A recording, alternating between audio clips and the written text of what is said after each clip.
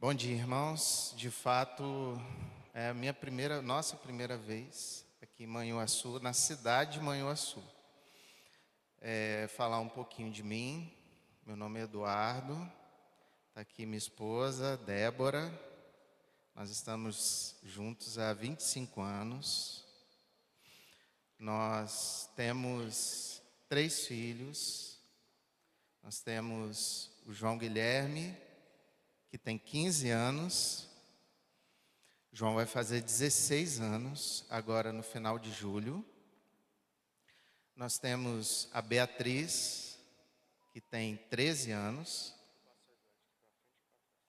Tá bom, obrigado.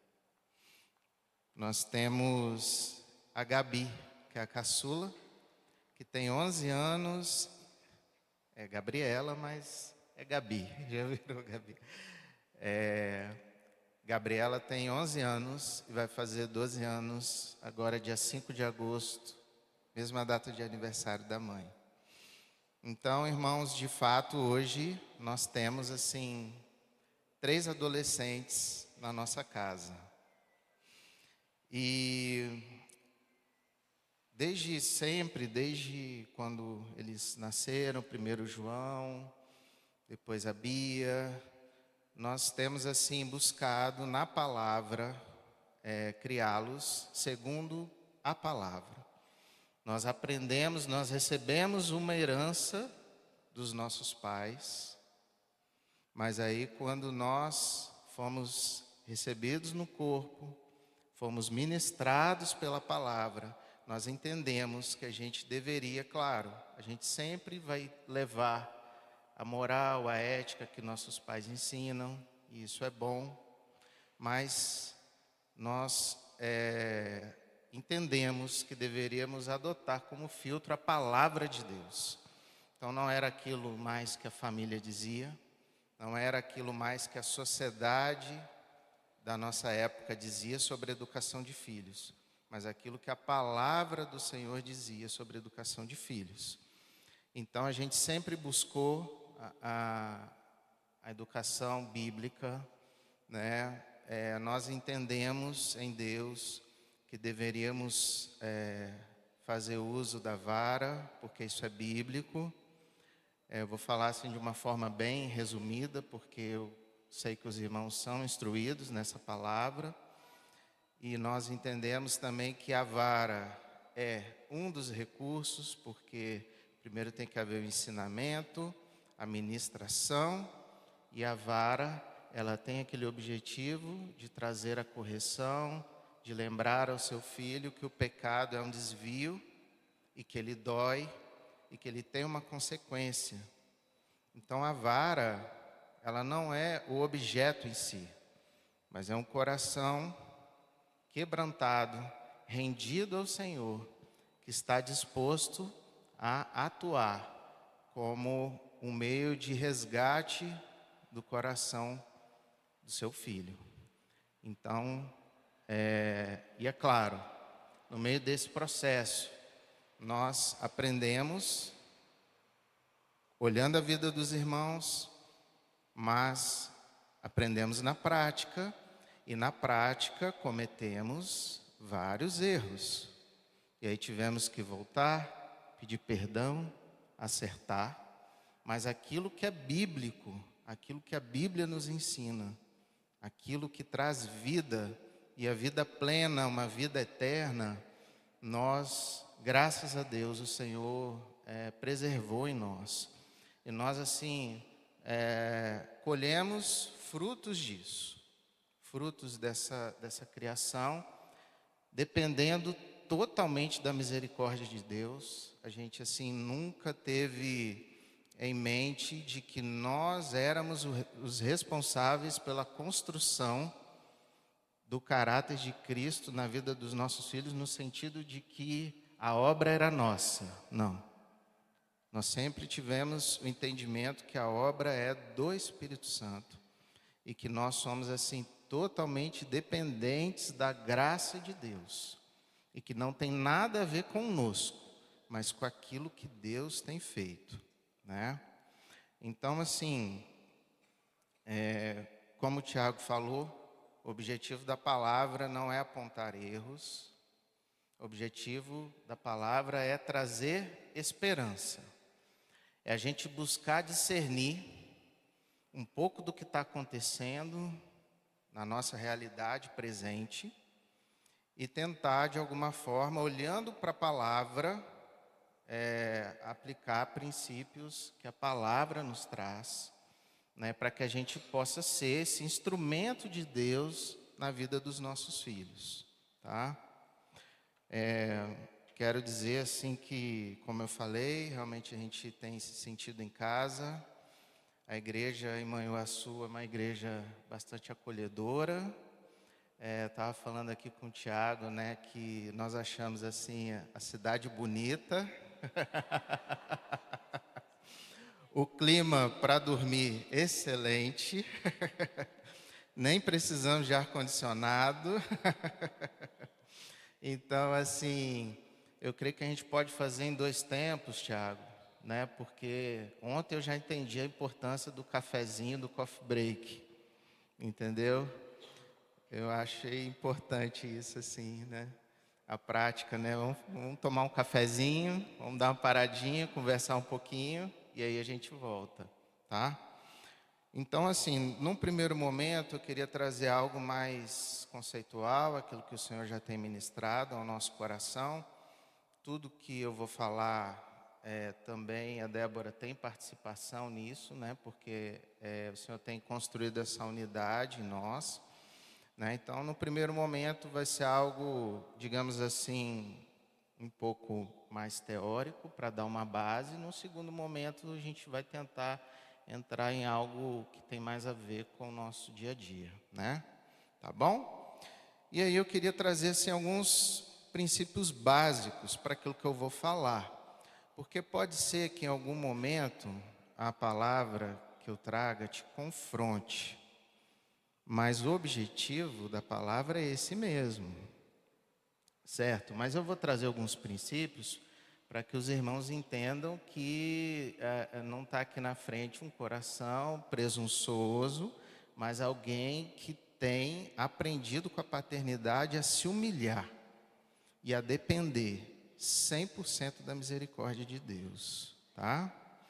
Então, irmãos, primeiro princípio básico é que nós somos totalmente dependentes do Espírito Santo de Deus.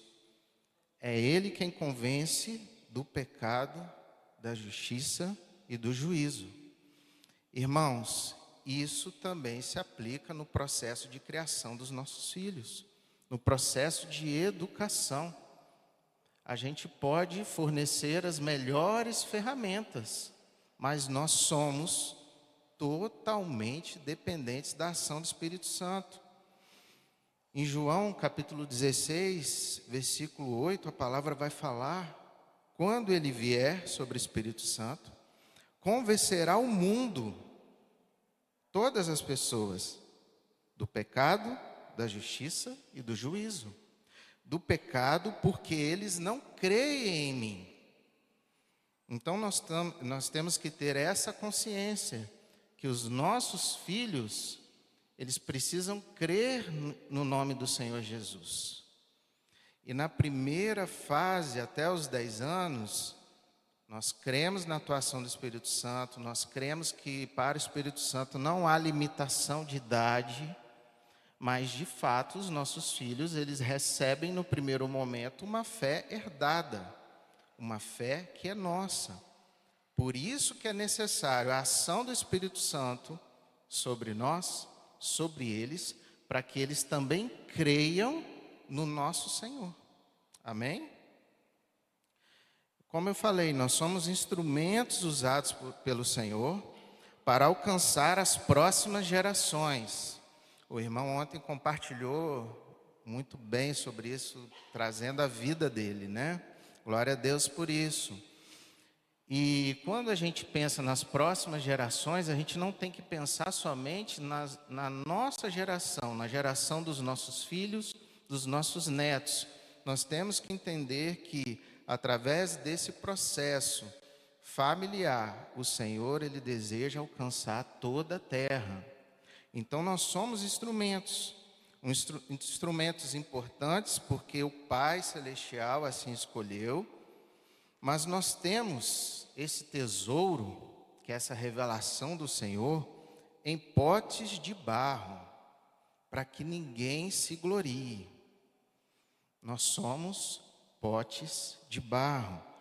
O que a palavra vai falar em 2 Coríntios 4, a partir do versículo 5? Porque não pregamos a nós mesmos, mas a Jesus Cristo como Senhor, e a nós mesmos como servos de vocês por causa de Cristo. Porque Deus que disse, das trevas resplandeça a luz, Ele mesmo resplandeceu em nosso coração, para a iluminação do conhecimento da glória de Deus na face de Cristo. Temos, porém, este tesouro em vasos de barro, para que se veja que a excelência do poder provém de Deus e não de nós. Irmãos, isso se aplica em toda e qualquer situação, inclusive nesse processo de criação de filhos. Nós temos que crer, como a palavra fala, que nós não devemos pregar a nós, mas ao Senhor. Não é a nossa vontade, mas é a vontade do Senhor sobre a vida deles.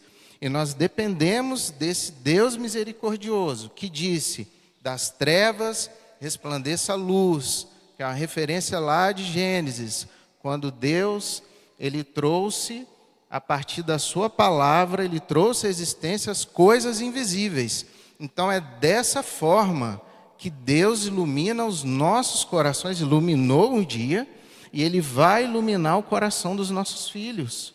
É uma obra do Senhor, e nós somos potes de barro. Amém? Outra premissa, outro princípio importante é que em parte eu conheço, em parte eu profetizo. Nós caminhamos pela fé, não por aquilo que nós somos, que nossos filhos são, mas por aquilo que o Senhor já projeta em nós e neles e na vida da igreja na eternidade. Amém? Então, nós falamos do perfeito, que é o Senhor. Eu não sou perfeito. A gente prossegue nessa caminhada, dependendo do Espírito Santo e se esforçando para que o Senhor seja reconhecido na nossa face, de glória em glória, de fé em fé. Amém? Como eu falei, a dor de vocês também é a nossa dor. Nós já experimentamos assim, algumas situações que nós, de fato, não sabíamos o que fazer. Então, o que fazer? Se colocar de joelhos e clamar pela ação do Espírito Santo e pelo poder que há no sangue de Jesus. E glória a Deus, que o Senhor, pela sua infinita misericórdia, Ele nos respondeu e nos tem respondido. Já houve situações, principalmente com o nosso filho, que é o mais velho, que a gente falou, Senhor, não sabemos o que fazer. Nós cremos nas palavras que o Senhor já entregou sobre a vida dele. Nós cremos naquilo que o Senhor pensa sobre ele. Então nós necessitamos de um milagre do Senhor. E glória a Deus que o Senhor, Ele é misericordioso, O Senhor, a palavra fala em Hebreus 11:6, que sem fé é impossível agradar a Deus, Porque é necessário que aquele que se aproxima de Deus creia que Ele existe e que é galardoador daqueles que o buscam. Então, nós temos que buscar essa intensidade, essa intencionalidade em Deus nesse processo, Uma coisa importante também para a gente falar, foi até um tema da nossa última reunião de discipuladores lá em Vitória, que o Cauado falou muito bem, e eu resolvi acrescentar aqui, que pessoas não são linhas de produção. Aquilo que está na palavra, irmãos, é inegociável. Não se negocia, porque fala da natureza humana e do projeto de Deus que Ele tem de resgate para nós. Mas aquilo que é a minha opinião, que é a minha experiência, apesar de ter funcionado para mim, não significa que vai funcionar para você. E vice-versa. Então nós temos que ter esse discernimento. Pessoas não são linhas de produção. Algumas dependerão de tempo. Outras absorverão rápido, porque isso depende do solo. E cada ser humano nasce com solo. A palavra do Senhor nos mostra isso claramente. De vez em quando a gente conversa, tem conversado sobre isso, né, Rafa? Adão, ele teve o melhor pai que qualquer ser humano já teve sobre a face da terra. Adão teve o melhor professor, certo? Amém? E mesmo assim, Adão fez uma escolha fora dos planos do Senhor. Então, meus irmãos, às vezes a gente acha, e a gente vai ver aqui na palavra, que é algo que depende 100% de nós, e a gente coloca toda a nossa força nisso, e a gente se frustra. E algumas vezes o Senhor permite que haja um processo de frustração mesmo, para que a gente se quebre e que dependa totalmente do Espírito Santo.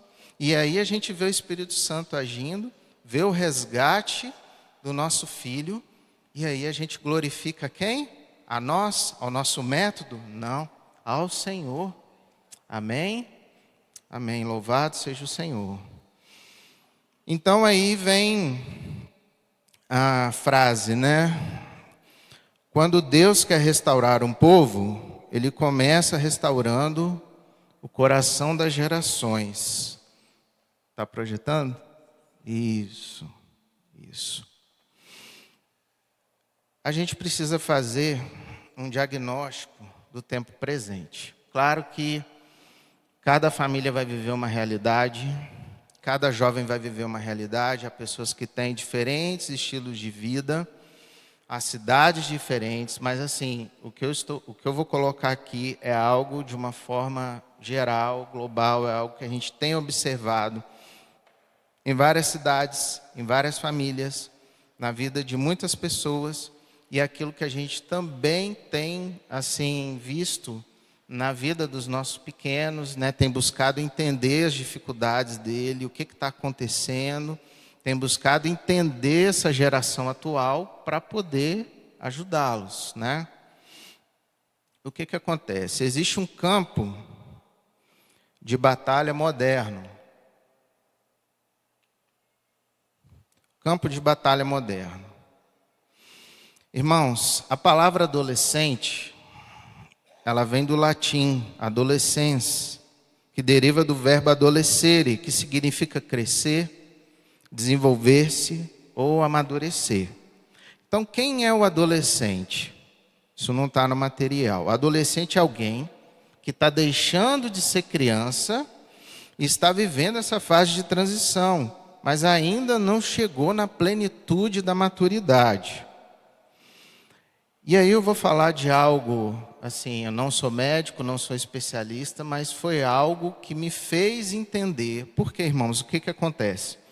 Até os 10 anos, como eu falei, nós sempre buscamos, assim, aplicar os princípios da palavra, e a gente via que dava certo, e a coisa fluía, né? E as crianças uma bênção, e elas aceitando, assim, todas as verdades de uma forma absoluta, né? Mas aí veio a adolescência e a gente percebeu que algo mudou.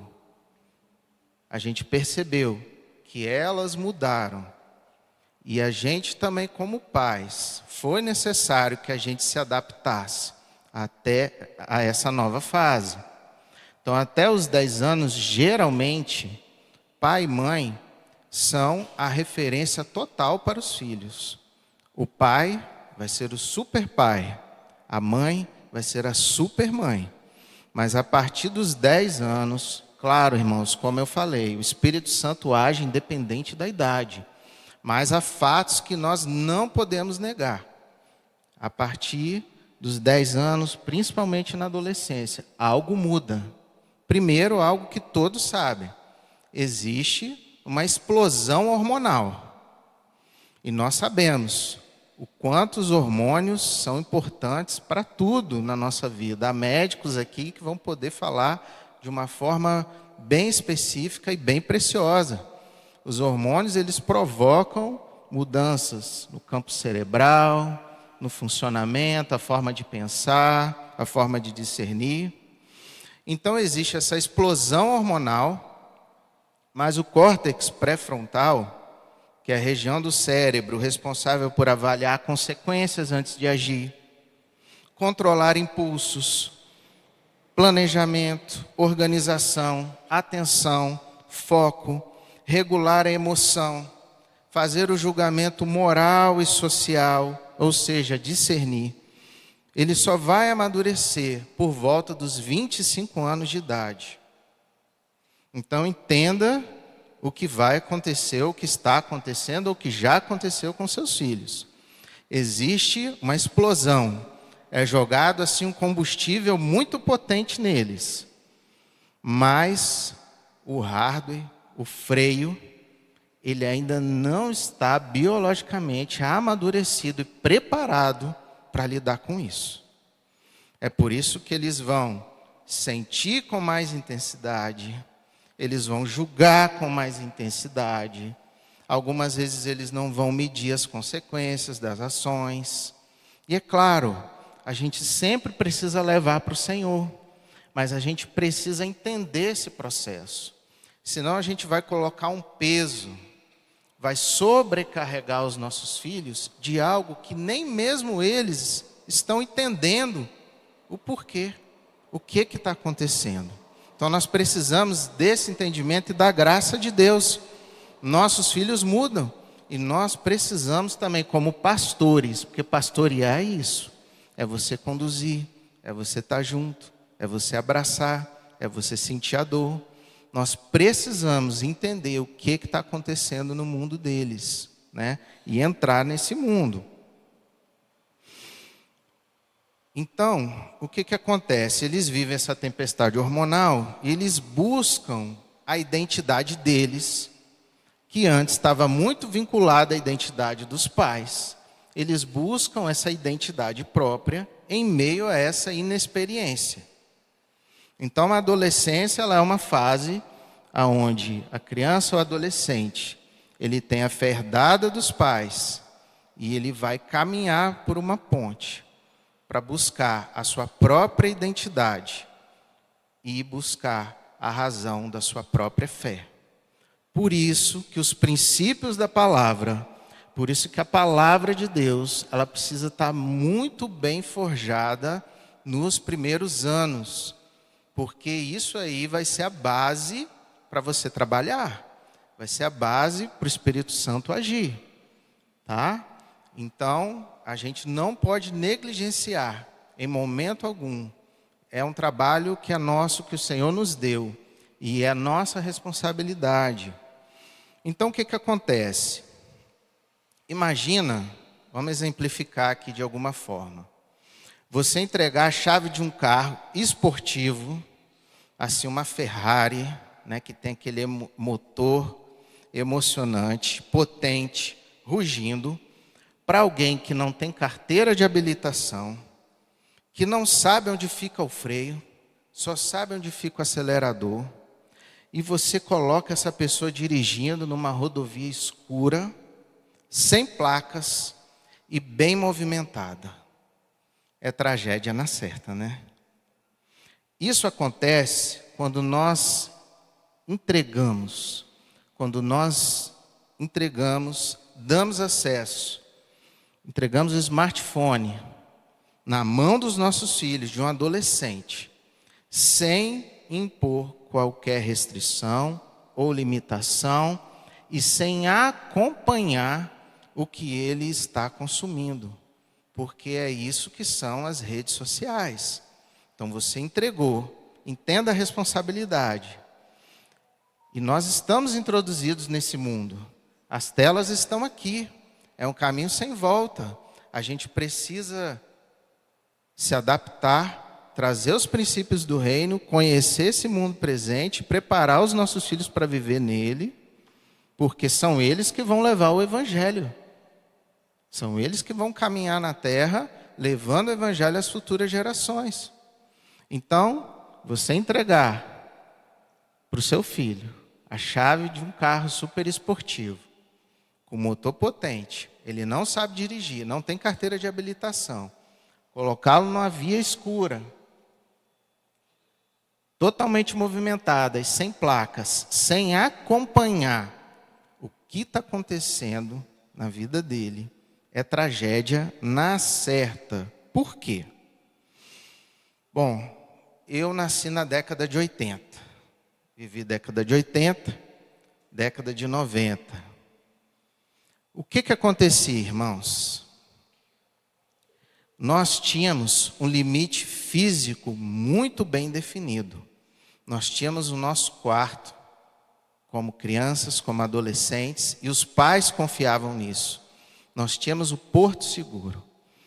Nós tínhamos o nosso isolamento físico.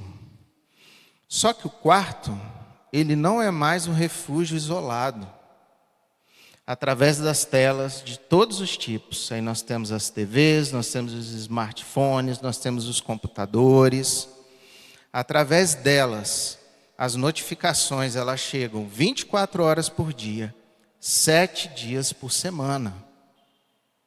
E nós temos que entender, irmãos, que os algoritmos que são criados pelos homens mais capacitados do mundo, lá no Vale do Silício, eles têm o objetivo que é roubar a nossa atenção, roubar o nosso tempo. Isso é que é extremamente valoroso para eles. Então, o que acontece hoje na dimensão do quarto? A criança, se a gente não tiver o cuidado, o adolescente, ele fica totalmente exposto. E ele vai ser, de fato, discipulado. Não pela gente, mas pelas redes sociais, pelo conteúdo que ele está consumindo. Ele vai ser discipulado pelos aplicativos, pelos jogos, pelas conversas com os amigos, pelos rios que ele curte, por todo esse mundo, por toda essa comunidade virtual que de fato ela existe. E para piorar ainda mais a nossa situação como pais, ontem foi falado bastante sobre o sistema de educação. E de fato o sistema de educação, ele incorpora essas tecnologias e ele leva os nossos filhos a usar o quê? Aplicativos, estrutura de exercícios gamificadas, né? As crianças não usam mais o caderno, não escrevem mais como a gente. E aí nós, obrigatoriamente, em muitos casos, temos que expor os nossos filhos a mais tempo de tela, a mais tempo de uma estrutura gamificada que não vai colaborar com os nossos filhos, que vai ativar, vai maximizar o sistema de recompensa deles, que eles já têm assim explodindo. E aí nós temos então esse cenário. O quarto, dependendo do quarto que você tem na sua casa, ele não é mais aquele ambiente seguro. O que acontecia antigamente? A gente jogava futebol, e aí quando a gente jogava mal, ou fazia uma besteira no futebol, lá na década de 90, o técnico xingava a gente, não é verdade? Os amigos xingavam a gente, a torcida vaiava, a gente se frustrava, ficava triste, mas aí a gente era levado a um esgotamento físico, a gente sofria aquela frustração, mas aí a gente, como adolescente, a gente ia para casa entrava no nosso quarto, fechava a porta e vivia ali um período de ociosidade, de isolamento, onde a gente poderia o quê? Processar essas emoções, processar as nossas frustrações e fazer uma construção mesmo. A gente foi forjado dessa forma. Mas isso, muitas vezes, não está acontecendo com os nossos adolescentes. Eles sequer têm tempo para isso. Se eles erraram lá no futebol, aquele erro vai ser postado nas redes sociais, os amigos vão continuar falando, eles vão chegar em casa, vão para o quarto, e aí eles têm um agente discipulador de 6 polegadas, de 10 polegadas em cima da cama, e aí eles vão entrar naquele mundo, e aí nós precisamos entender que é o mundo todo, com todas as suas ideologias, que entram através das redes sociais. Então, não estou dizendo que é isso que está acontecendo na sua casa, mas eu estou trazendo situações que nós estamos vendo de uma forma geral, com a sociedade e também dentro da igreja do Senhor. A igreja do Senhor eu falo como um todo, né? Nós também como adultos ficamos expostos a esse ambiente. Nós trabalhamos nesse ambiente. Então, irmãos, assim, eu não estou falando para condenar, mas eu já vi diversas vezes. A gente está na reunião e o irmão está lá acompanhando a partida de futebol. Por quê? Porque está preso à tela. Está preso a um estímulo. Está preso a algo que precisa trazer prazer, liberar dopamina. Então nós vamos ver que nós precisamos fazer um processo de reconstrução também nos nossos filhos e entender que a gente precisa levá-los a ter prazer nas interações sociais, dentro da nossa família, no contexto da igreja, com amizades, porque é isso que está acontecendo. O jovem de hoje, ele está deixando de ter prazer nas interações sociais, num trabalho mais manual, algo mais contemplativo, está sendo exposto a todo tempo a esse estímulo, que é, assim, irmãos, uma briga totalmente injusta. Por esse motivo, eles não têm maturidade. Nós ainda temos o córtex cerebral amadurecido, nós temos os nossos freios. E mesmo assim, muitas vezes a gente se complica, mas eles não têm. Então não adianta a gente esperar isso deles. Hoje existe também a rede social, ela mostra o quê? Situações, fatos, situações de vida, momentos de extrema alegria, de extremo prazer. Se você acompanha a rede social de uma pessoa, parece que a vida dela é um conto de fadas, né? É um filme de Hollywood. Então isso gera uma sensação em nós, mas principalmente no adolescente, de que na vida dele está faltando emoções. Então hoje existe um fenômeno, e experiências principalmente. Hoje existe um fenômeno que é o medo de ficar de fora. Então, as redes sociais, elas provocam isso em nós, e principalmente nesses adolescentes. Eles não querem ficar de fora dessas experiências que estão sendo vividas pelos colegas, pelos amigos. O mundo externo, de fato, ele entra na vida do jovem, ele é atacado o tempo todo. Hoje existe também um outro perigo, é que há uma crise de identidade. A gente falou um pouquinho disso ontem no grupo, né? Existe uma crise de identidade. Nós vivemos numa sociedade que nunca foi tão hedonista, uma sociedade que nunca buscou tanto o próprio prazer. Então, essa crise de identidade, ela relativiza valores morais objetivos. E a Bíblia, irmãos, de fato, ela traz valores morais objetivos, princípios, as bases sobre as quais o Senhor formou esse mundo e formou a nossa sociedade. Mas nós vivemos numa época de total relativização do conhecimento de Deus. Romanos 1 vai falar sobre isso, sobre o homem como o espírito do anticristo, o homem que se voltou tanto para si, que foi entregue às suas próprias paixões. Então, existe uma cultura do imediatismo e da minha verdade. Isso gera uma relativização de valores. Dentro dessa cultura, o que vai importar? O que o mundo diz? O mundo diz que importa aquilo que você sente. Então, irmãos, é importante a gente entender isso. A questão da sexualidade hoje, a gente, dentro do contexto da igreja, a gente ainda às vezes não entendeu totalmente esse fenômeno. Porque a gente está trabalhando apenas ainda como uma questão de sexo. Mas a questão da sexualidade hoje, para a juventude, é uma questão de identidade. Com aquilo que ele se identifica. E o que essa cultura da relativização, essa cultura de identidade prega?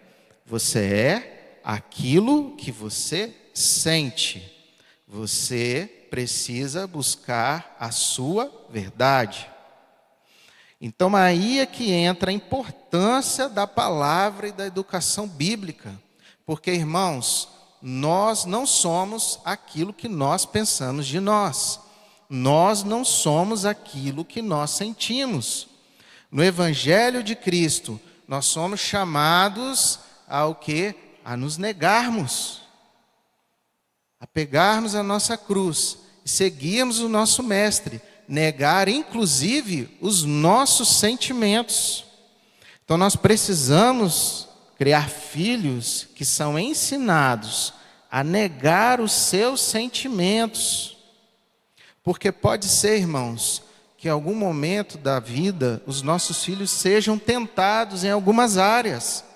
Mas eles precisam entender que eles não é o que eles sentem que os define. Porque sentimento muda. Aquilo que eu como homem sinto hoje não é aquilo que eu vou sentir amanhã. Nós somos aquilo que o Senhor diz ao nosso respeito. E é isso que nós devemos, como nós já vimos aqui ontem, tantas coisas. É isso que nós devemos profetizar, declarar e inculcar no coração dos nossos filhos. Amém? Amém. E aí, como é que a gente trabalha?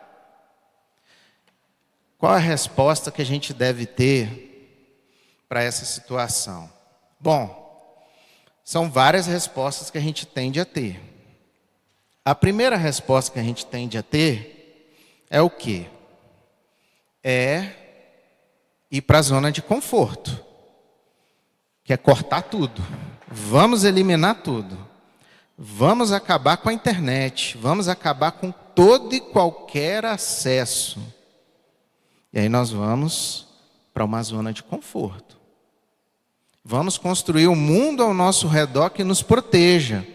Mas, irmãos, o que a palavra do Senhor diz sobre a nossa natureza? A palavra do Senhor diz sobre a nossa natureza que nós nascemos em pecado. O Senhor, Ele veio nos resgatar do pecado que nós somos. É esse arrependimento que o Senhor vem trazer nas nossas vidas.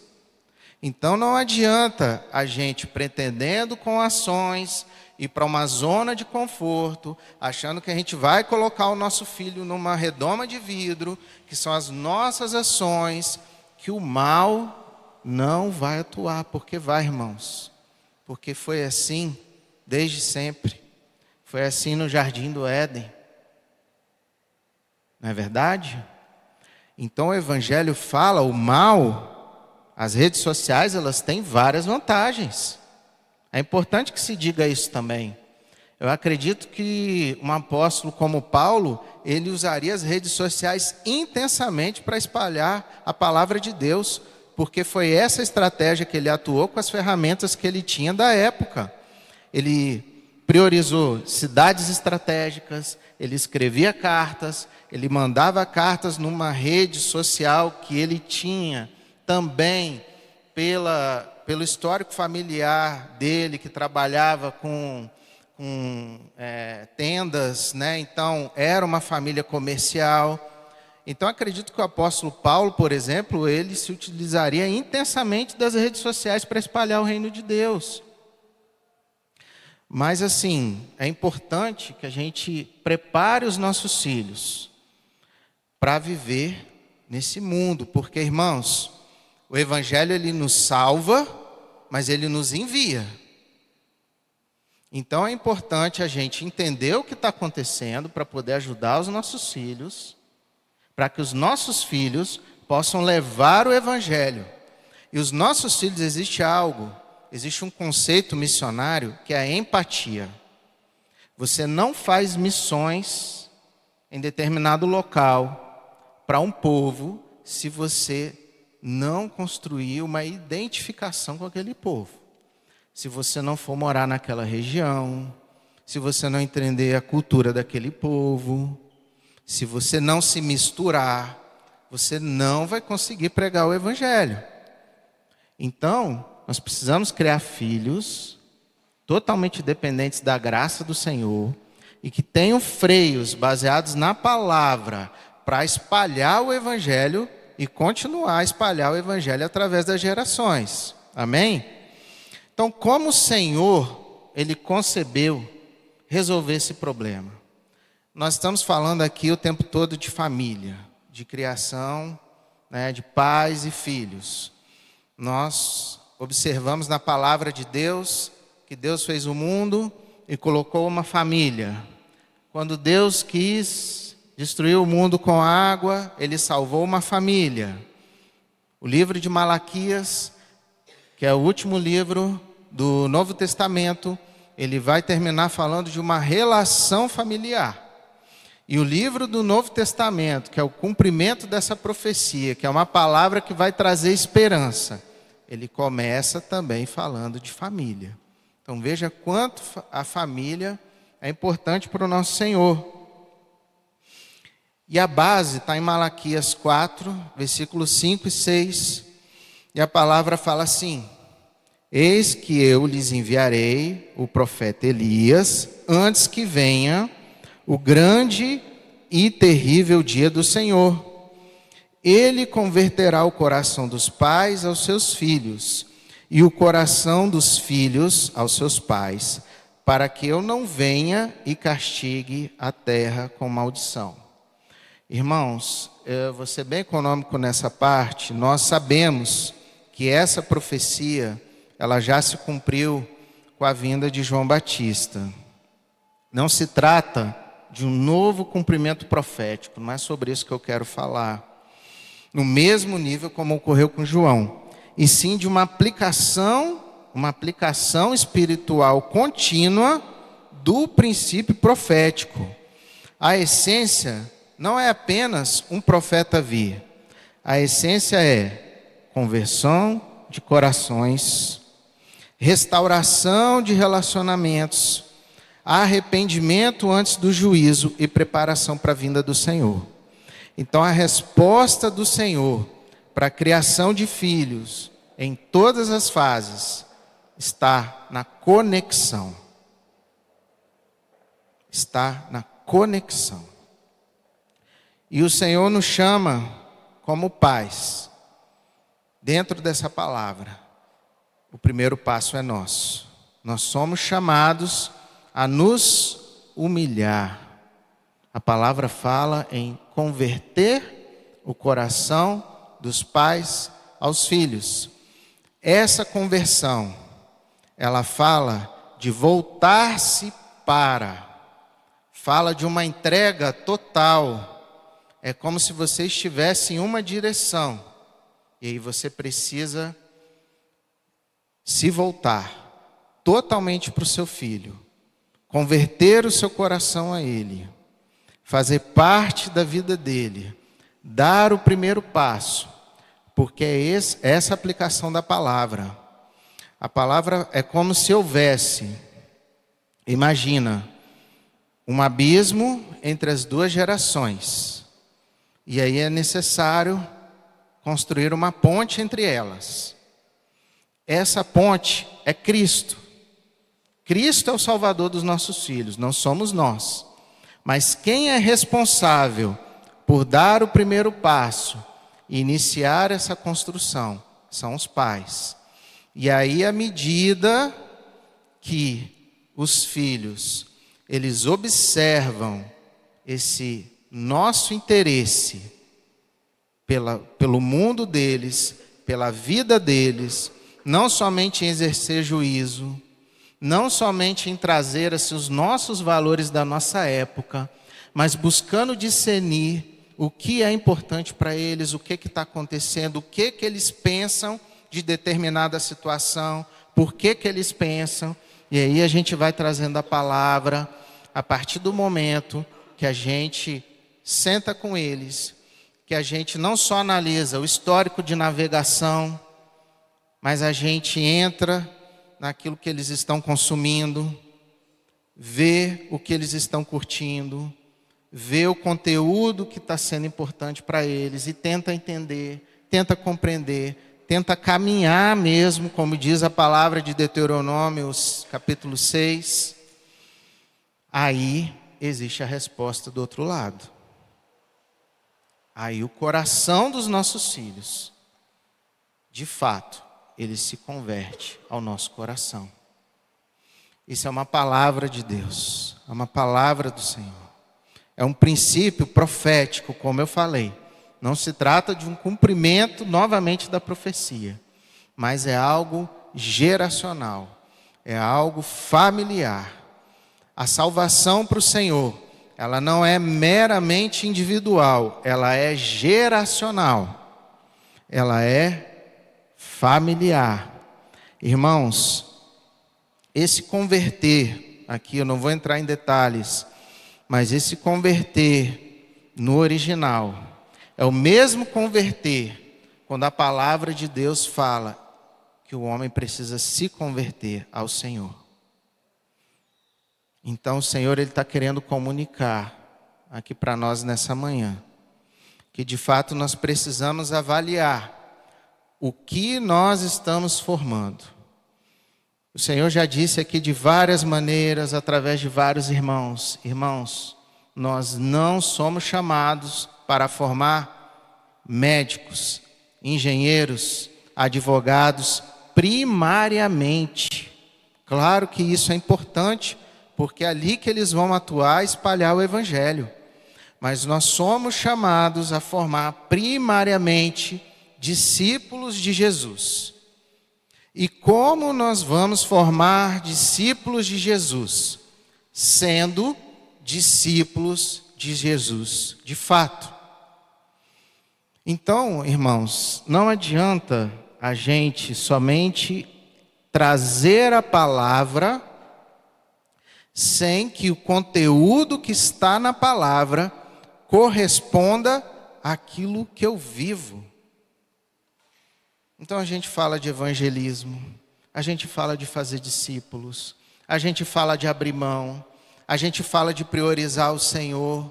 Mas, irmãos, será que de fato, no nosso dia a dia, nós temos atuado priorizando o reino de Deus e as coisas do Senhor?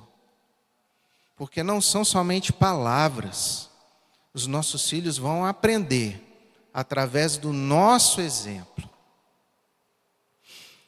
Então, meus irmãos, Malaquias 4, 5, 6, é sobre isso. Como se converte o coração do nosso filho? É se entregando primeiro totalmente para o Senhor. O arrependimento deve ser nosso, a entrega deve ser nossa, a coerência de vida tem que ser nossa. E aí a palavra de Deus vai dizer que através desse processo, o coração do nosso filho, ele então vai se converter ao nosso coração. E aí nós vamos ser atuantes desse grande projeto de Deus, que é espalhar o Evangelho e levando para todas as gerações. Amém? Muita preciosidade, né, irmãos? Nós temos algumas irmãs, um irmão também que pediu para dar um testemunho. Então, o que eu vou fazer? Eu vou passar rápido, a pedido do Tiago, assim, para concluir. E aí vamos deixar o Espírito Santo conduzir, né, aquilo que ele precisa comunicar à igreja. Amém? Então vamos assim passar bem rápido. Um grande risco que a gente vê, eu vou falar, é da paternidade utilitarista e a paternidade que é chamada pastorear. Irmãos, assim, de uma forma bem objetiva, a paternidade utilitarista é aquela que foca no sustento material. Existe um risco da gente achar que a guerra já foi perdida, desanimar, e aí a gente foca no sustento material, no sucesso secular e boas notas, e aí a gente terceiriza a formação moral para a escola e para a igreja. Isso também é fruto de não está no material, mas de uma religiosidade utilitarista. Porque, irmãos, a religião ela funciona. Esse é o problema. E o Senhor nos chamou para vivermos um relacionamento com Ele. Então, assim, é um grande perigo a gente criar os nossos filhos no contexto da igreja, mas de uma forma utilitarista, meramente material, cumprindo os protocolos, sem trabalhar os princípios. E nós somos chamados a pastorear. Deuteronômio capítulo 6, versículo de 6 a 9, já foi lido aqui ontem o dia inteiro. Nós já entendemos que é o tempo todo, é no deitar, no levantar, no caminhar. Nós temos que inculcar a palavra do Senhor no coração dos nossos filhos, né? E aí eu tenho um exemplo. Imagina um jardim.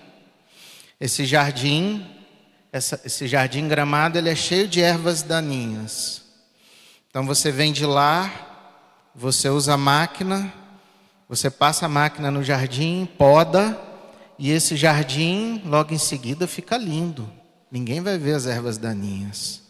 Mas as raízes das ervas daninhas estão lá no fundo, crescendo e se tornando mais fortalecidas.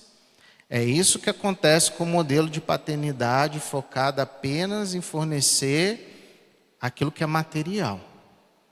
No Evangelho do Reino de Deus, nós somos chamados a pastorear o coração dos nossos filhos, então nós temos que ser aquele jardineiro que se ajoelha, que cava o buraco, que vai lá na raiz e arranca essa raiz da erva daninha, para que ela não floresça mais nesse jardim. E aí nós vamos entrar em algumas áreas críticas. Vamos falar um pouquinho sobre a sexualidade. Sexualidade, eu vou falar pouco disso, porque eu sei que os irmãos ensinam seus filhos desde cedo. A palavra fala que Deus fez homem e mulher. Nós usamos com nossos filhos o exemplo da Arca de Noé, que os animais entraram, macho e fêmea, cada um segundo a sua espécie. Então, o que nossos filhos precisam entender? Eles precisam ter uma visão de pureza, de santidade e de autocontrole. Mas a sexualidade no plano de Deus, ela não é uma privação, ela é uma proteção para a dignidade humana. Em que sentido? Hoje as relações, elas são fluidas. Hoje o mundo, ele prega um tipo de relacionamento que você começa com um, daqui a pouco está com outro, porque o que vale são as experiências. Então a palavra de Deus, ela nos guarda, ela nos preserva para o casamento, e ela visa o quê? Nos proteger, nos guardar. Em 1 Tessalonicenses, capítulo 4, versículo 3, a palavra vai falar aqui: Porque esta é a vontade de Deus, a vossa santificação, que vos abstenhais da prostituição. Prostituição aqui no ideal é porneia. Então está se referindo a relação sexual entre solteiros, adultério, prostituição e toda e qualquer relação fora do padrão de Deus que é reservado para dentro do casamento. E aí, a gente precisa entrar no assunto que é a respeito do namoro.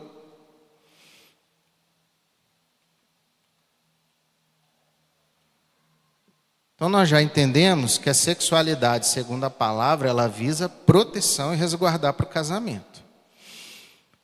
Irmãos, obviamente, a palavra ela foi escrita num contexto cultural no qual não existia o namoro. Mas isso não está dissociado da vontade de Deus. A verdade é que com o passar dos anos, com o desenvolvimento das sociedades, as pessoas foram sendo sexualizadas de uma forma mais precoce.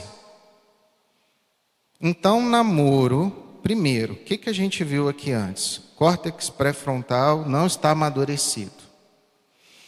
Esse adolescente não vai ter a mínima maturidade para conduzir esse relacionamento. Vamos falar primeiro disso. Ele não vai ter maturidade no sentir, no conduzir, não tem maturidade para administrar essa emoção, não tem maturidade para controlar os seus impulsos. É o primeiro ponto. Segundo ponto, segundo a palavra de Deus, o namoro, ele tem o quê? Ele tem o toque. O toque, ele vai provocar sensações, vai atingir áreas, irmãos, ligadas aos impulsos sexuais. E nós sabemos que a relação sexual, ela começa no toque. Ela começa nas palavras que são declaradas uns para os outros. É no ouvir. A mulher precisa muito do ouvir, né? O homem é muito visual, mas a mulher não. Então, irmãos, o que nós entendemos segundo a palavra é que o namoro, ele precisa vir com o propósito de casamento, tá? Se não tem esse propósito, e aí eu sempre falo com meu filho, você precisa primeiro estar preparado para casar. Você tem maturidade? Ele mesmo reconhece que não tem maturidade. Você tem condição financeira? Não. Então, quando você tiver maturidade, quando você tiver condição financeira, e ele já externou o desejo dele de casar, de ter a família dele, aí sim, meu filho, você vai estar preparado para começar a se relacionar com uma discípula, segundo o padrão de Deus, no contexto da igreja, com o propósito de casamento.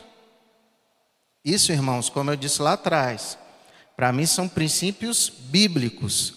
E isso é inegociável. Irmãos, não exponham os seus filhos a situações para as quais eles não estão preparados. E não é o momento. Não há propósito no namoro que não seja para preparar 2 discípulos que já têm uma maturidade para o casamento, para a formação de família e para dar essa continuidade do reino de Deus dentro das gerações. É isso, objetivamente, estou sendo muito objetivo, que eu tenho para falar sobre namoro, porque existe uma escala de maturidade. Nessa escala de maturidade, a gente tem que estimular as amizades saudáveis, amizades entre os discípulos, entre os irmãos, para que eles fortaleçam os vínculos, porque eles vão caminhar junto e vão representar aquela parcela que vai ser o futuro da nossa comunidade. Amém? Amém.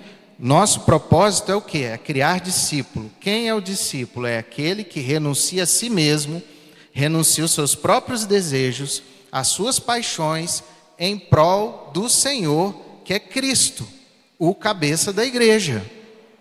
Então, se a gente não ensinar o nosso filho a se submeter ao Senhor desde a adolescência, inclusive nessa área da sexualidade, do namoro, aí, irmãos, eu creio que a gente está tendo um desvio.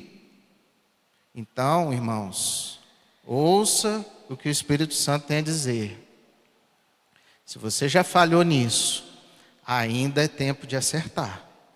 O Evangelho ele nos chama o tempo todo ao arrependimento. Se você está cogitando nisso, se arrependa. Converse com seu filho. Traga os princípios da palavra. Busque ajuda e recalcule a rota. Tá bom? Existe algo que influencia nessa etapa da vida, que são as amizades. Como eu falei, na primeira etapa da infância, a criança, ela tem nos pais aquela referência total.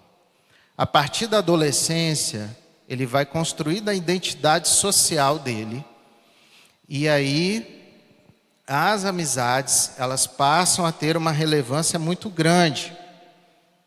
Então, meus irmãos, nós temos que tomar cuidado com quem os nossos filhos estão andando. A palavra fala que as más conversações corrompem os bons costumes.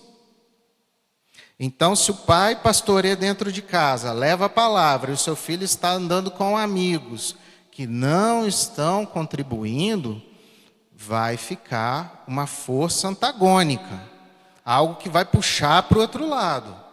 Então a gente precisa sentar, a gente precisa orientar, a gente precisa aconselhar, a gente precisa amar, a gente precisa tentar trazer para perto e, numa última análise, até ser mais radical mesmo, cortar pela raiz. E aí você vai discernindo no Senhor. Porque o propósito é esse. O propósito é preservar a vida de Deus nos nossos filhos, né?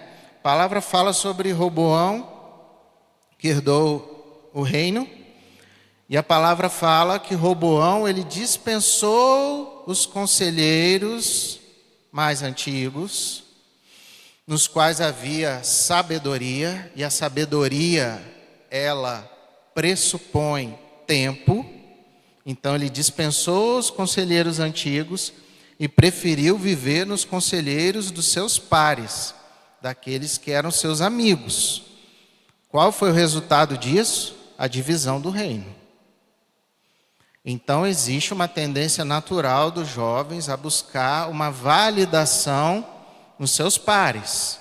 Existe uma força gravitacional. Por isso que a família ela precisa ter uma força gravitacional como o Sol, para atrair esse jovem, para que ele tenha prazer nas interações familiares, tá? No sentar à mesa, no compartilhar a palavra, no compartilhar a vida, os problemas, chorar junto, orar junto. Como o Luan falou ontem, é levar a igreja para dentro da sua casa. Eu creio muito nisso. E nós, assim, temos colhido frutos disso até hoje pela graça do Senhor. Tá? E faz uma diferença muito grande. Porque é o seguinte, então os nossos filhos eles vão sofrer influência de todos os lados. A todo momento eles vão ser atacados. Então eles precisam ter uma cosmovisão bíblica, e eles precisam filtrar tudo que eles recebem dos amigos, das redes sociais, da escola, à luz da palavra. Eles precisam saber, eu vou reforçar aqui, eles não são aquilo que eles sentem ou que o mundo diz que eles são aquilo que o Senhor diz sobre eles. E a gente precisa inculcar isso na mente dos nossos filhos e na vida dos nossos filhos o tempo todo.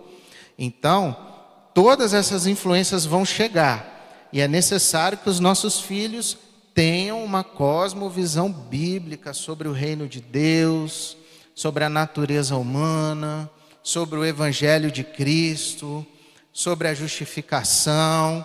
irmãos, eles precisam ter essa cosmovisão e filtrar tudo que eles recebem à luz da palavra. E aí a gente pastoreando de perto, como aquele jardineiro que se ajoelha e arranca, cava o buraco e arranca a raiz, a gente vai poder discernir qual que é o papo deles, o que eles estão vendo, e vai poder introduzir os princípios da palavra e ajudá-los.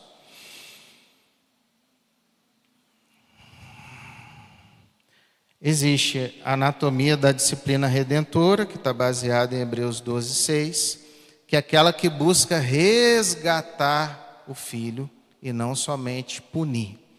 É resgatar, porque é isso que o Senhor faz conosco todos os dias. Ele nos resgata e nos traz de volta ao relacionamento com Ele. Então, irmãos, nós não caminhamos por aquilo que a gente vê, nós caminhamos por fé. Nós temos que ter a mesma visão, a mesma fé de Cristo, a fé na eternidade, não naquilo que nós somos hoje, mas naquilo que o Senhor contempla de nós e a nosso respeito, e também a respeito dos nossos filhos. Amém? E, para encerrar, é tudo aquilo que já foi dito a respeito de criação de filhos, né? Que é levar a palavra, trazer a palavra para dentro de casa, oração, leitura bíblica, com um ritmo inegociável, mas não daquela forma, irmãos, enfadonha, cansativa. Nós estamos trabalhando com uma geração que ela precisa ser ouvida. A gente tem que perguntar o que você pensa a respeito disso, sem julgamento. E aí é um grande desafio muitas vezes. Sem a gente já repelir, a gente precisa ouvir, precisa ter uma escutativa. Eles têm que encontrar no seio familiar um lugar de fala para serem pastoreados. Então é um momento de leitura bíblica, mas também é interessante que eles falem, que eles expressem qual que é a visão deles a respeito daquilo que eles estão não somente recebendo, mas também construindo dentro deles. Uma rotina saudável, como eu já expus aqui incansavelmente, tem que haver regras. As regras, elas não são fim em si mesmo, elas não são o centro de tudo, mas uma casa, ela precisa de arquitetura, ela precisa de regras, então precisa de limites, é preciso criar experiências no mundo físico. Esses limites têm que vir acompanhados com amor. A gente tem que explicar o porquê bíblico, em vez de apenas proibir. Tá? Uma geração muito questionadora. Enfim, irmãos, nós precisamos criar uma conexão profunda com os nossos filhos. Nós precisamos, assim, priorizar o Senhor, priorizar os nossos filhos, recalcular a rota, analisar as nossas prioridades, o que tem sido a sua prioridade. Deixa o Espírito Santo ministrar o seu coração, é algo que o Senhor já tem ministrado ao nosso coração. Eu estou falando aqui algo que nós estamos vivendo, nós estamos sendo confrontados com isso.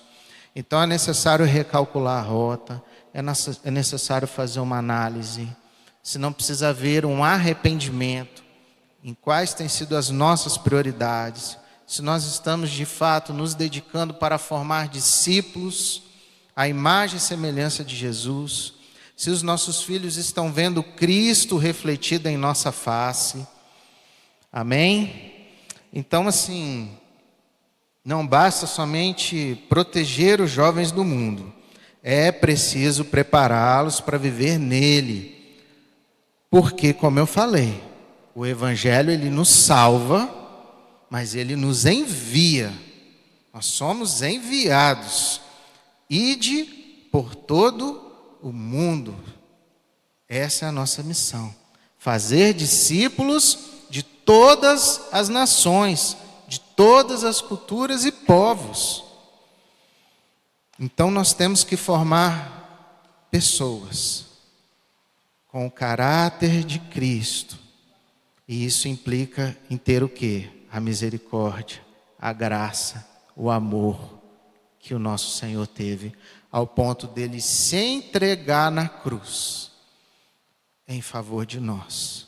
Nos resgatou do império das trevas e nos trouxe para o seu reino, no qual nós temos a redenção.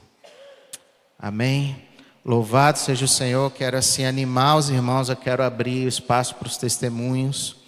Eu quero animar os irmãos, no sentido de que o Senhor é fiel à sua palavra e Ele não mente.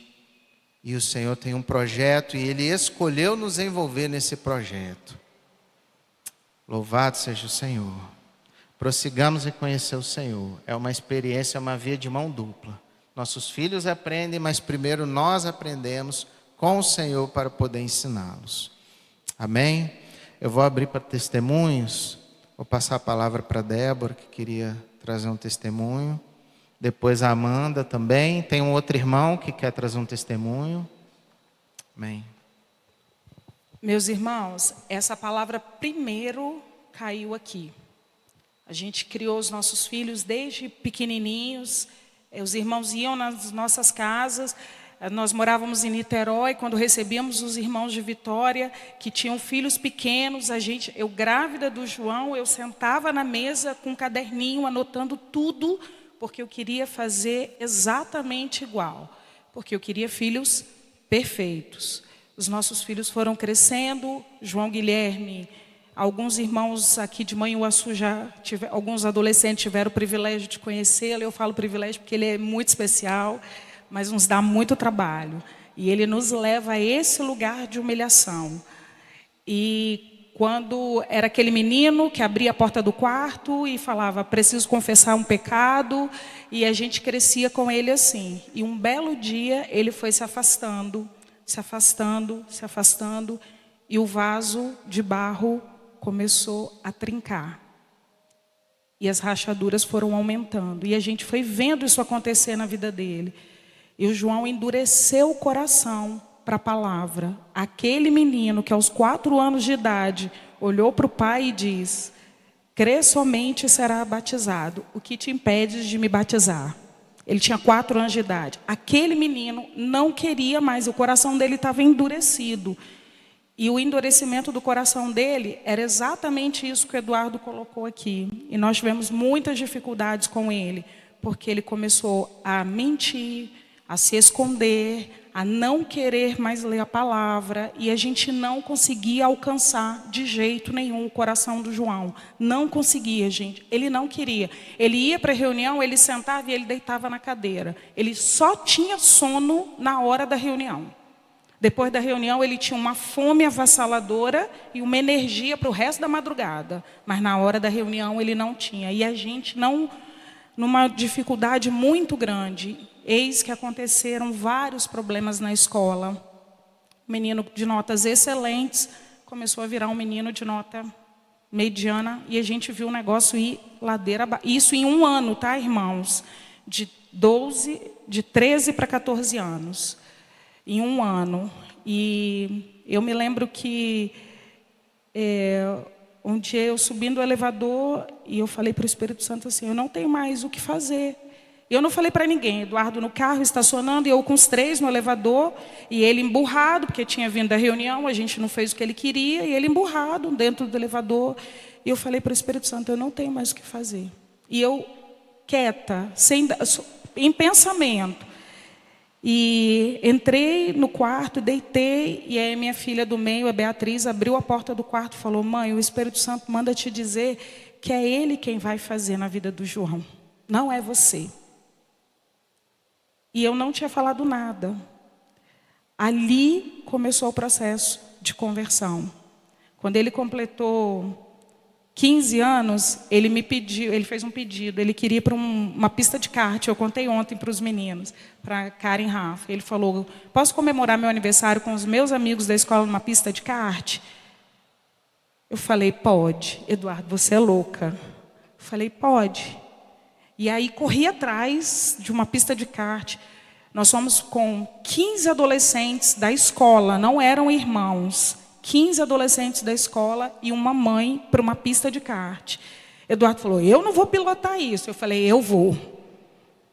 E a gente tinha uma volta para dar, de reconhecimento da pista. Eu não sei quantos já foram numa pista de kart. E tínhamos que dar uma volta. E nessa volta, a intenção de todos eles era uma só, vencer a mãe do João Guilherme. E eu falei, ninguém vai me vencer. E o que aconteceu? Quando a gente entrou na sala, porque tem uma instrução, a instrutora falou assim para a gente, eu estava na sala, meus irmãos, então eu posso confirmar que foi essa a orientação. Quando vocês estiverem chegando na curva, não freie. E toda curva era depois de uma reta.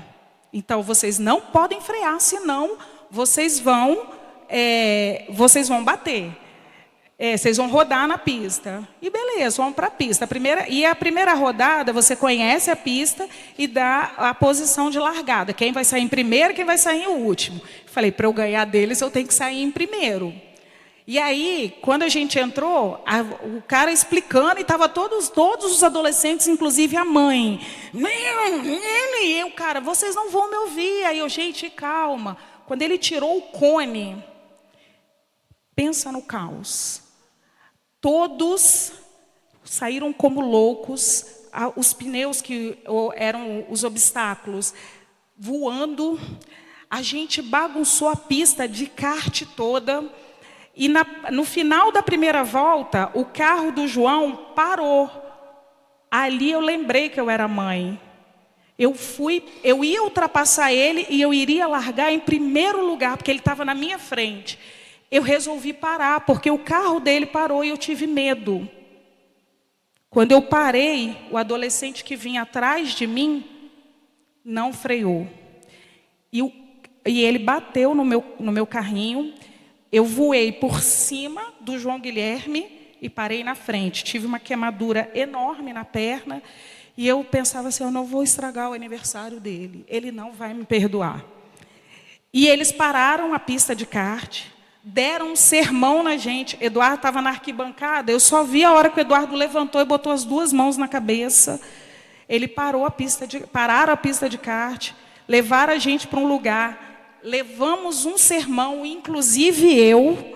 Um sermão, Eduardo lembra do sermão até hoje, porque ele estava na arquibancada. Eu tremia, não ouvia o sermão, eu estava com muita dor, a perna queimada, e eu de calça, tá? Minha perna queimou mesmo de calça. E ele falou o sermão, você lembra do sermão? Fala para os irmãos. Ele falou assim, vocês estão loucos! Eu trabalho há 20 anos com isso, eu nunca vi uma coisa dessa. E aí eles nos permitiram novamente andar na pista. E aí perguntaram, você quer sair? Eu falei, não, eu não vou sair, eu vou continuar. E aí ele veio e falou, mãe, você machucou? Eu falei, não, meu filho, nós vamos continuar e nós vamos completar as nossas voltas, a nossa 1 hora de volta. E aí fizemos as voltas, foi muito divertido, saímos dali e fomos para uma lanchonete. E ali eu construí a minha ponte com o meu filho. Naquele dia eu fui conhecida por todos os amigos da escola que me encontravam na rua, me encontravam na academia, me encontravam no supermercado, tia, e lembravam daquele dia do caos, daquele dia que eu entrei na vida deles, vivi o caos com eles e eu estive ali. E os nossos filhos, eles querem isso de nós. Que a gente entre na vida deles, mesmo não concordando, mesmo não sendo algo que a gente goste de fazer, mesmo que muitas vezes a gente vai cometer o erro, mas a gente precisa se conectar com os nossos filhos. Eu e João Guilherme temos uma conexão muito forte, e é muito forte. Eu ouço, eu te amo dele todos os dias. Ele manda uma mensagem, ele pede Pix. E depois ele fala, mãe, eu te amo. Todos os dias eu ouço isso. E é muito lindo, porque eu criei isso com ele, com 14 anos. Quem tem filho adolescente sabe que isso é muito difícil. mas foi a graça de Deus. Quando a ponte foi construída, quando Cristo entrou entre nós, quando o nosso coração se conectou, o Senhor fez. Então, assim, Ele não é perfeito, Ele é lindo, tá, gente? Ele não é perfeito. Eu não criei um filho perfeito, mas o perfeito vive nele. E esse perfeito tem permitido que a nossa relação frutifique. Então, assim, é o que a gente coloca dentro dos nossos filhos. E isso precisa ser Cristo. Amém. E aí, nesse processo, irmãos, assim, nós estimulamos totalmente que ele se envolva com a igreja, se envolva com os jovens, que durma na casa de irmãos que são referência para nós. A gente conversa com esses irmãos, a situação está assim, assim, assim, assado. A gente precisa trabalhar isso, isso, isso. Não, tá bom, vou perguntar, vou tocar no assunto.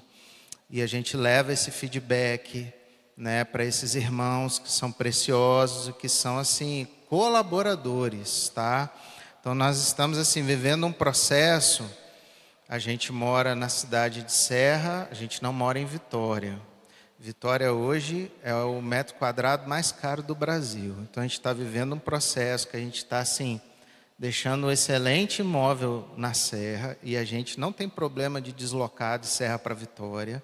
E a gente está indo para um imóvel antigo em Vitória, que foi o que o valor correspondente deu para comprar, para caminharmos mais próximo ainda desses irmãos e trazer uma exposição mesmo dos nossos filhos, não somente do João, mas também das meninas, para que eles caminhem junto com esses irmãos, junto com a comunidade de fé, né? E aí você vai substituindo a galera do futebol, que ele cresceu desde pequenininho da escola, pelos irmãos, os passeios com a galera da escola, pelos passeios com os irmãos.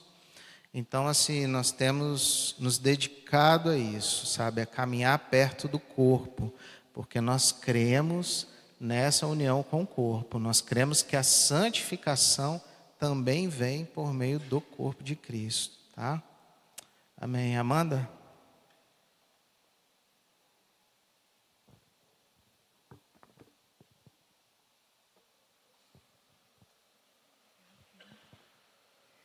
Irmãos, eu estava na dúvida se era para compartilhar.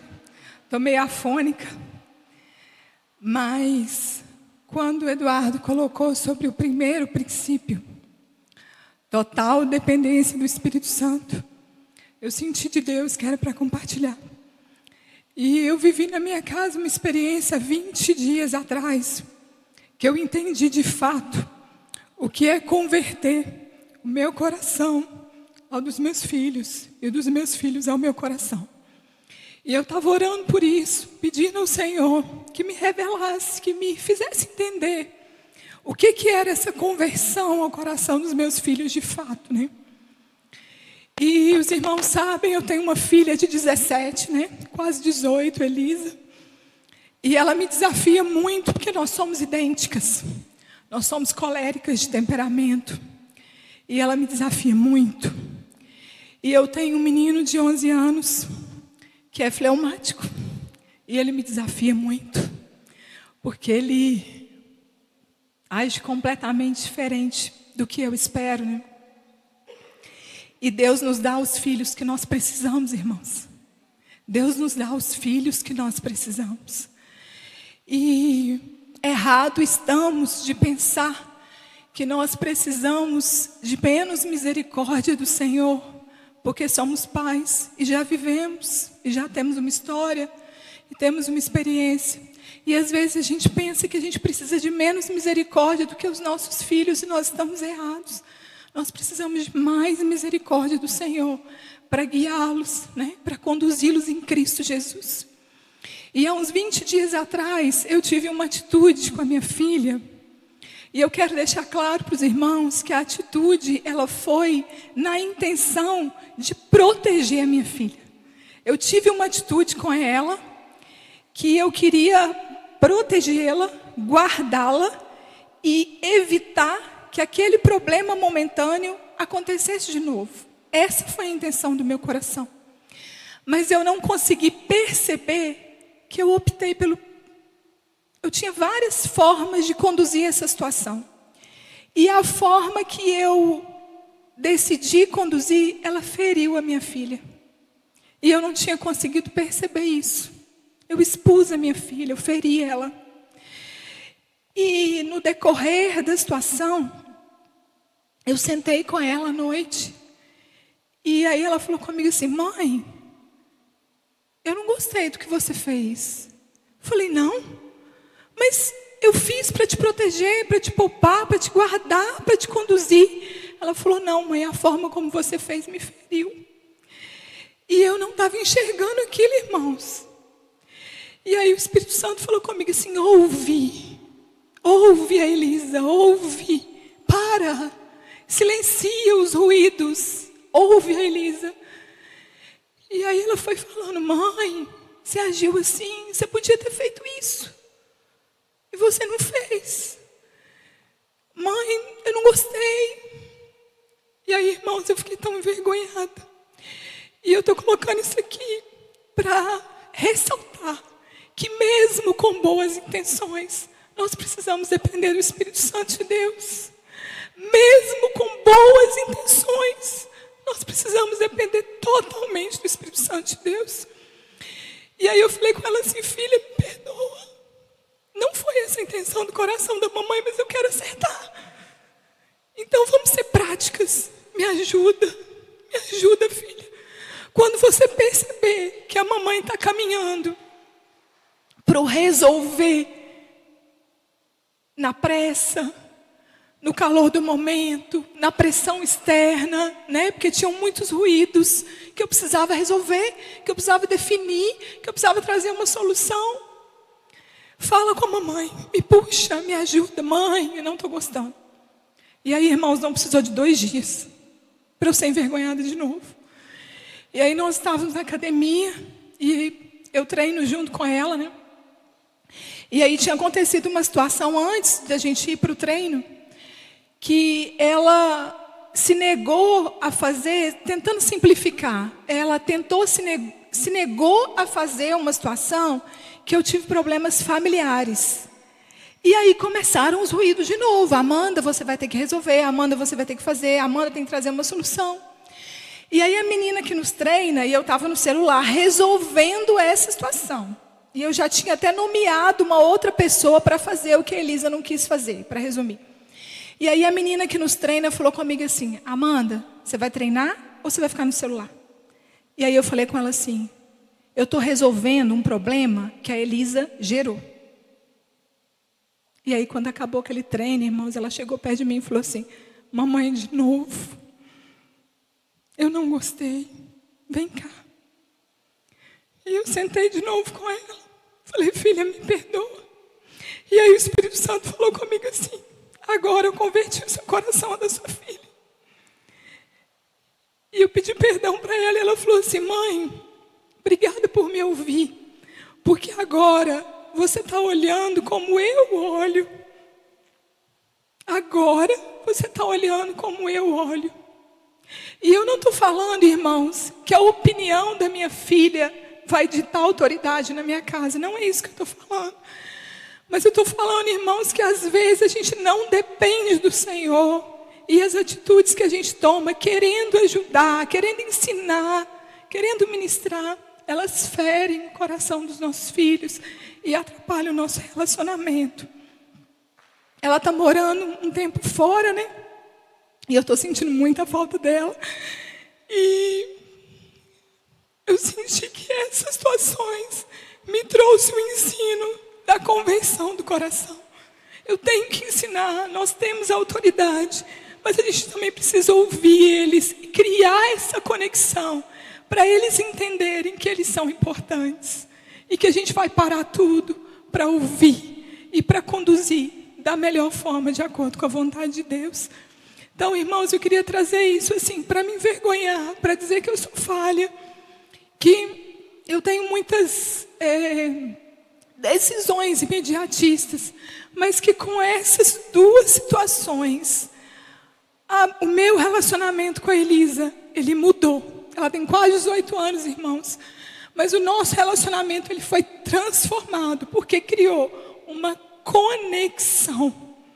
Então, quando o Eduardo trouxe isso hoje, né, o Senhor já estava falando isso no meu coração. Então, com esses exemplos, eu entendi que a conexão, ela é muito importante para ditar o nosso relacionamento. E eu quis dividir com os irmãos, porque eu quero isso para minha casa. Quero isso na vida da Elisa, eu quero isso na vida do André. E eu quero isso na vida dos irmãos. Em nome de Jesus. Irmãos, glória a Deus, porque, na verdade, quando o Eduardo falou, né, os nossos filhos não são fábrica de produção, e a Amanda deu um exemplo, né, aqui que a Elisa é igual a ela e o André já é totalmente diferente. E esses temperamentos diferentes, eles são para nós desafios. Porque, na verdade, a gente não quer um igual, porque a gente vai bater de frente, e a gente não quer um diferente, porque a gente não consegue entender. E isso tudo, na verdade, quer nos levar a isso que o Senhor tem levado, né, trabalhado no coração da Amanda, e que também tem gerado isso também no nosso coração lá em casa, que é uma dependência do Espírito Santo. Porque nós não vamos fazer o que a gente quer, mas a gente vai fazer aquilo que o Senhor quer que a gente faça. E essa questão do ruído, do lixo lícito, do celular, do tempo, às vezes a gente está resolvendo 1000 problemas lícitas que a gente precisa resolver, mas a gente não para 5 minutos para ouvir o que eles querem nos dizer. Então, assim, eu me coloco nessa necessidade e eu tenho orado aqui para o Senhor mudar a minha rota, mudar o GPS, cortar tudo que tem roubado esse tempo. Né? Eu me coloco como necessitada e eu vejo que isso é misericórdia do Senhor conosco, irmãos. Deus tem falado conosco e é para mudar e é para alcançar. Isso é misericórdia do Senhor. Né? Em nome de Jesus.